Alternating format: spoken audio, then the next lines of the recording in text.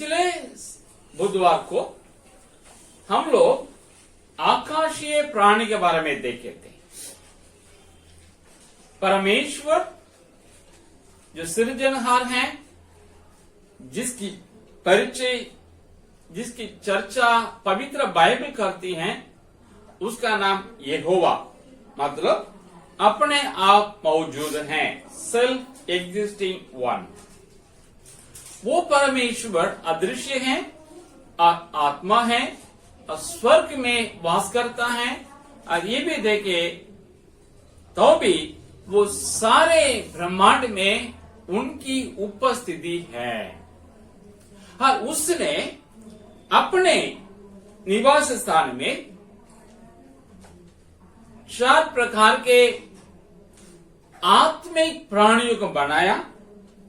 हम लोग देखे थे पिछले सप्ताह।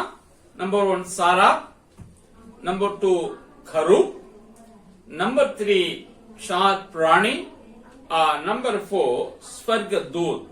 ये सब हम आपको पिछले सप्ताह सिखाए थे, पीडीएफ भी भेज दिए थे और यूट्यूब को भी हर एक पॉइंट को अलग अलग करके हम पोस्ट किए थे।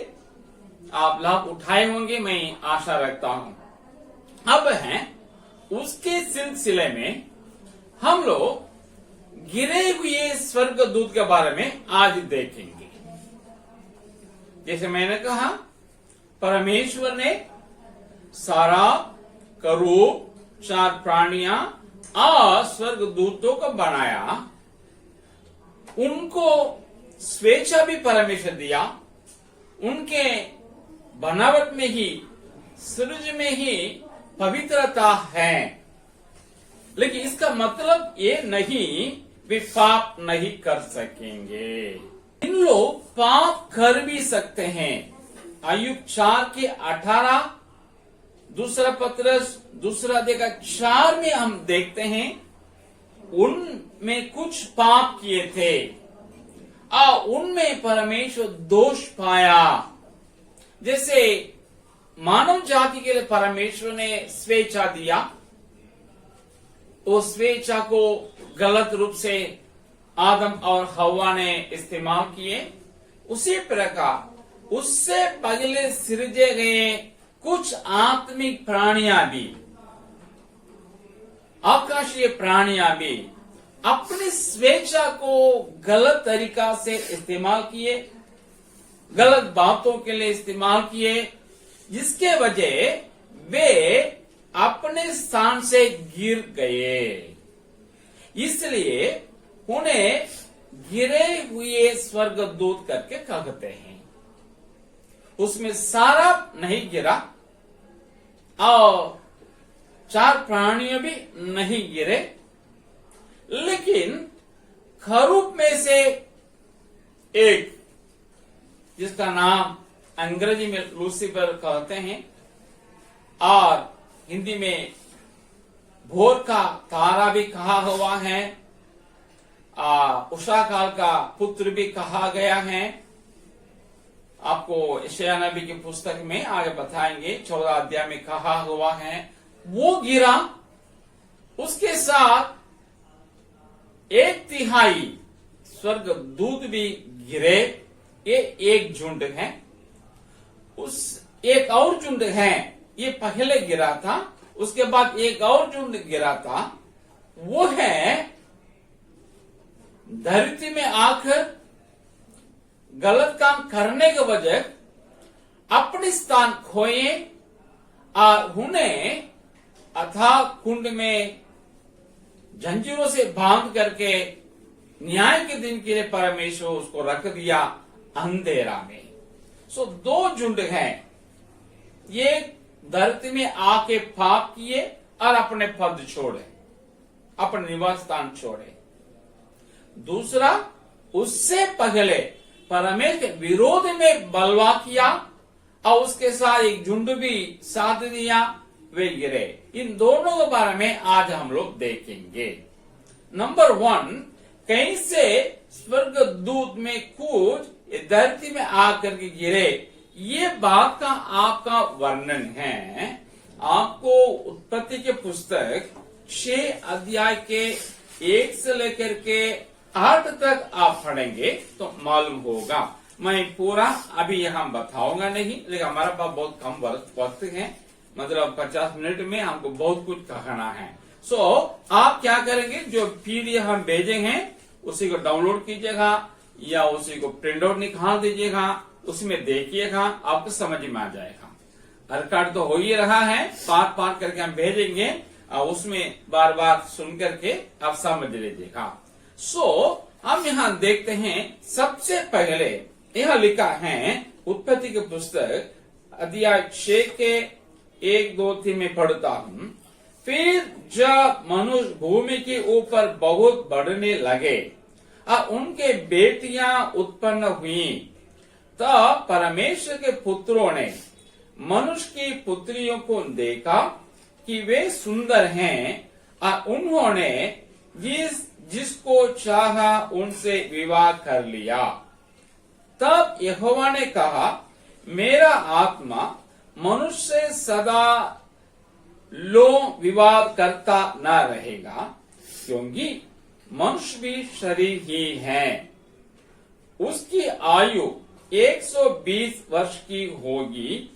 उन दिनों में पृथ्वी पर दानव रहते थे और इसके पश्चात जब परमेश्वर के पुत्र मनुष्यों की पुत्री के पास गए, तब वे उनके द्वारा जो पुत्र उत्पन्न हुए वे शूरवीर होते थे, जिनकी कीर्ति प्राचीन काल से प्रचलित है।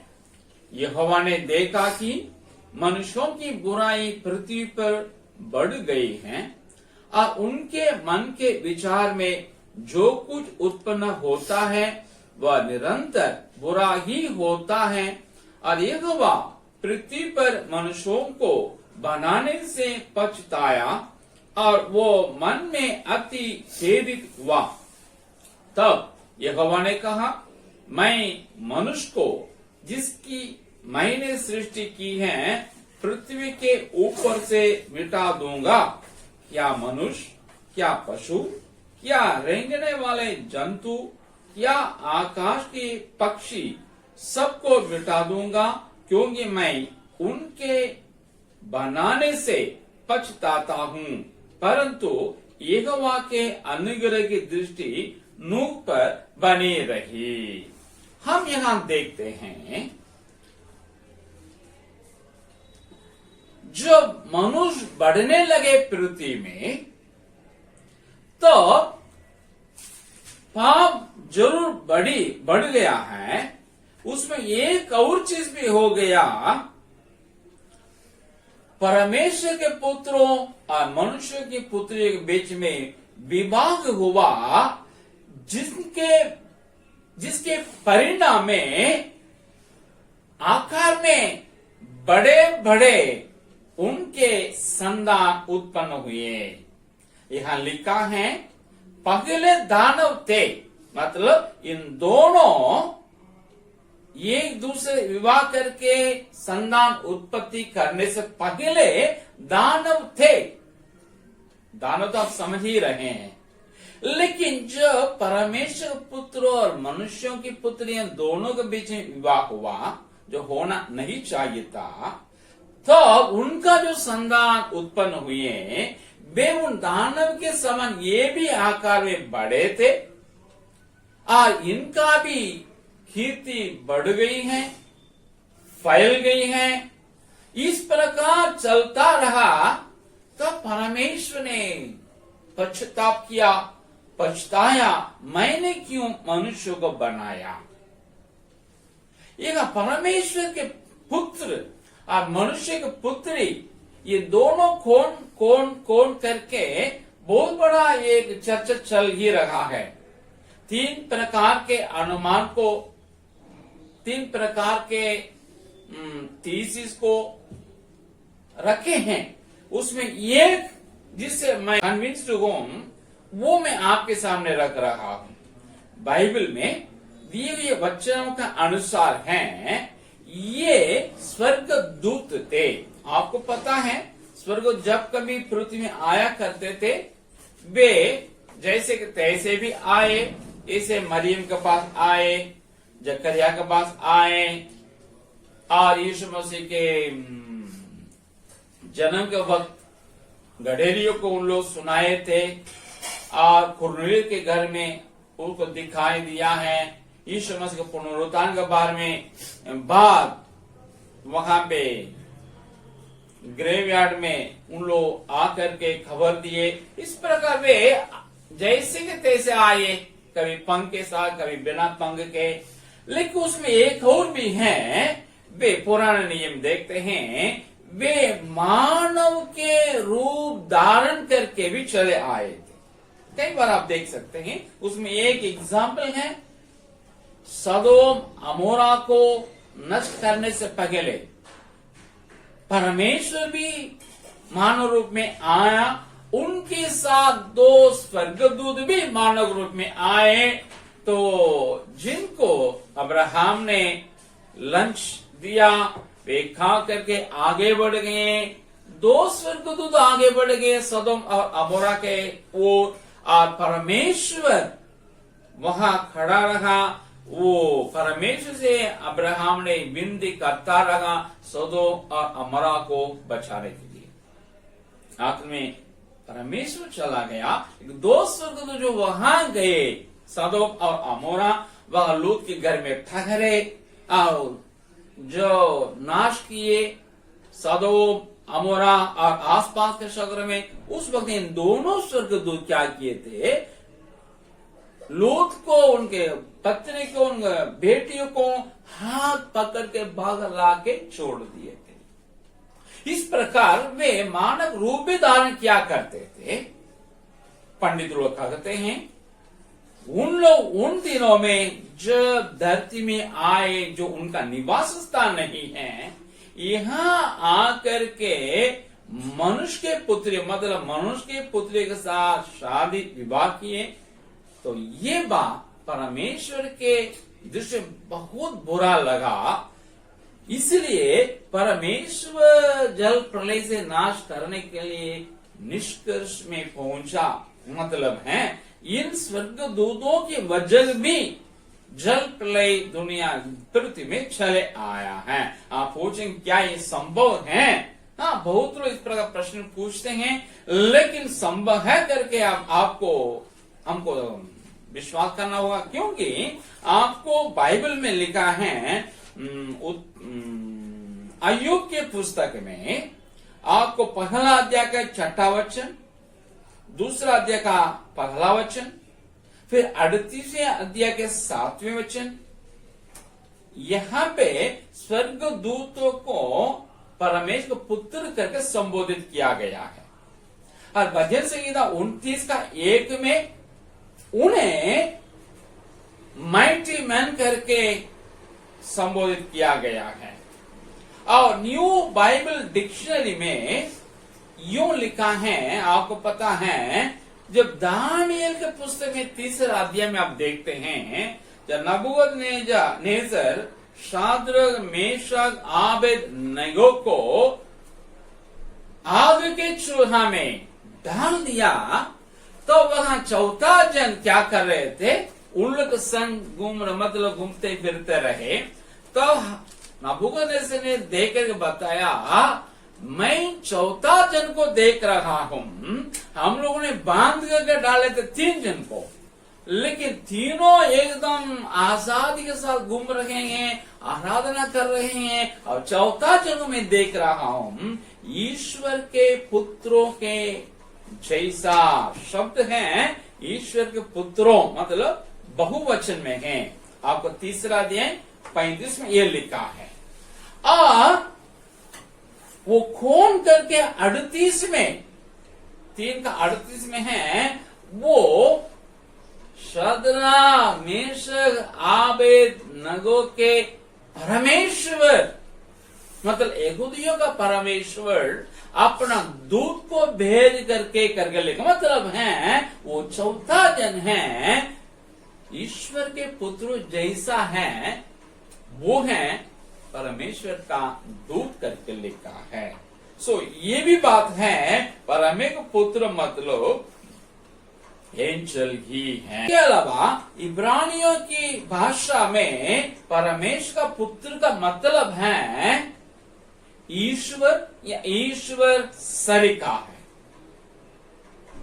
अंग्रेजी में लिखा जाए गॉड, GOD, कैपिटल जी नहीं, स्मॉल जी, स्मॉल ओ, स्मॉल डी, गॉड उसी को दर्शाता है। नहीं तो गॉड लाइक, ईश्वर जैसा, अंग्रेजी लिखने से small GOD -LIKE, god like.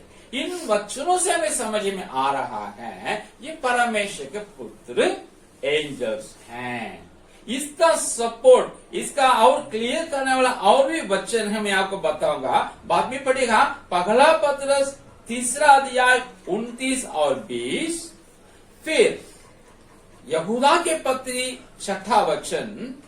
इन दोनों में जब पत्रस और यहूदा सदोम अमोरा के पाप और उसका ऊपर आया दंड को बता रहे थे, उसके साथ इन दूतों के बारे में भी बताते हैं। दोनों को, उनका पाप और सदोम अमोरा का पाप दोनों तुल्य किया गया है। और उन लोग लिखे हैं इन लोगों को, इन स्वर्गदूतों को जो अपने निवास स्थान छोड़ दिए, जो अपना पद छोड़ दिए, उन्हें परमेश्वर ने जंजीरों से बांध करके अथाह कुंड में अंधेरा में रख दिया। न्याय के दिन तक वो बैठ खड़े वहीं रहे। सो ये एक झुंड है, इसकी उपस्थिति ये पृथ्वी में नहीं है। सो गिरे हुए स्वर्गदूत में ये पगला झुंड है।